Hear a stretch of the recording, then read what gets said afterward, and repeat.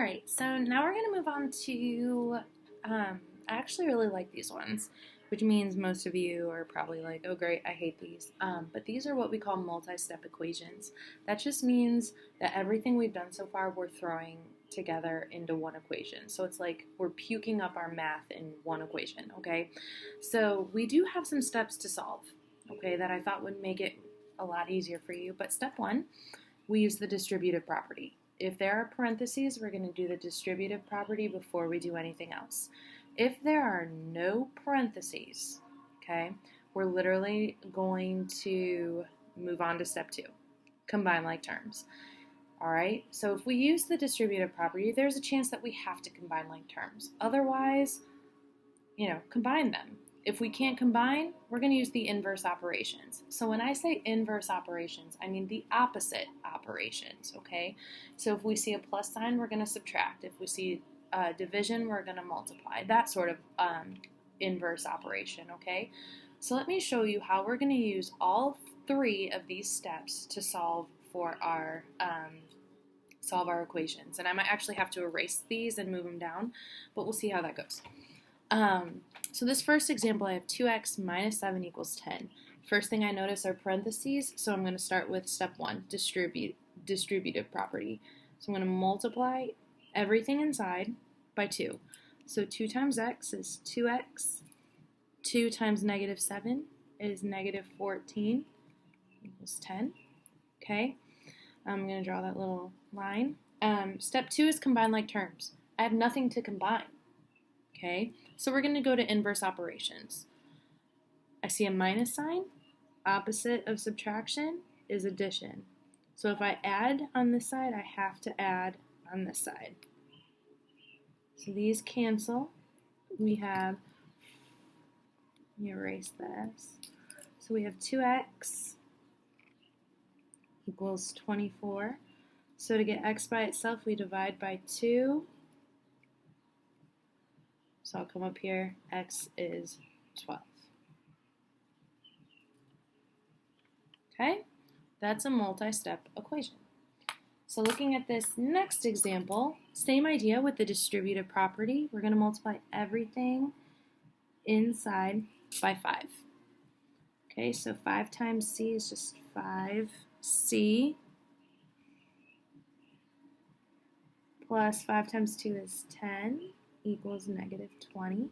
There's nothing on this side of the equal sign to combine for like terms, and there's nothing on this side to combine for like terms.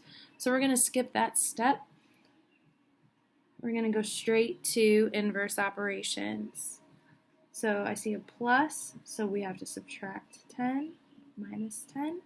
Be careful with your negatives. People will either get them wrong or confuse them, so I just want to make you aware. We have 5c. A lot of people here will say, oh, that's negative 10. No. Negative 20 minus 10 is negative 30. Okay, so to get c by itself, we divide by 5. So c equals negative 6. All right. 2 more, and then you can practice a little bit. I have negative 4 plus 7d plus 13 equals 33. There are no parentheses, so I'm going to skip the distributive property, and I'm going to go straight to combining like terms. So I need some colors. So all my constants, I'm going to box purple. Okay, well, I can't really combine this one because it's on the other side of the equal sign. So I'm just going to go ahead and draw that. All right, so let's go ahead and start combining. So negative 4 plus 13 is a positive 9. Okay, but I noticed that this 7d is all by itself here. So we have 7d plus 9 equals 33. Okay, so then I see a plus, so I need to subtract 9. 33 minus 9, cancel, so we have 7d equals, 33 minus 9 is 24. Hold on, I think I did a boo-boo. Yeah, no, I was right. Okay, never mind. I didn't do a boo-boo. So to get 7 by itself, they're being multiplied, so I divide by 7. Divide by 7. 24 divided by 7. Okay, so we get a really weird decimal. So these is 1 out, or however you want to look at it. So I'm going to leave it as a fraction, 24 over 7, because decimals are weird. So I'm just going to leave it like that. Okay? Looking at my last example, okay, I'm going to combine like terms. Draw that so I know the boundary I can't cross when I'm combining. Okay, so 12a negative 8a plus 5.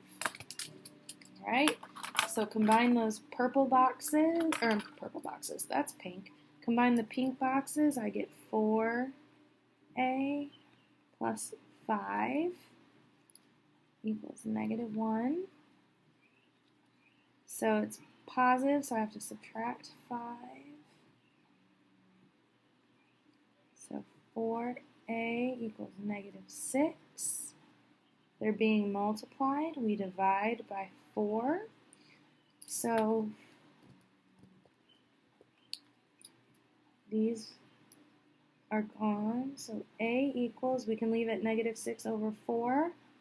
Or we can simplify it one step farther, negative 3 halves. On your EOC and on your tests and stuff, they're going to have it simplified as much as possible, so I would just get used to doing that. Okay? That is multi-step equations.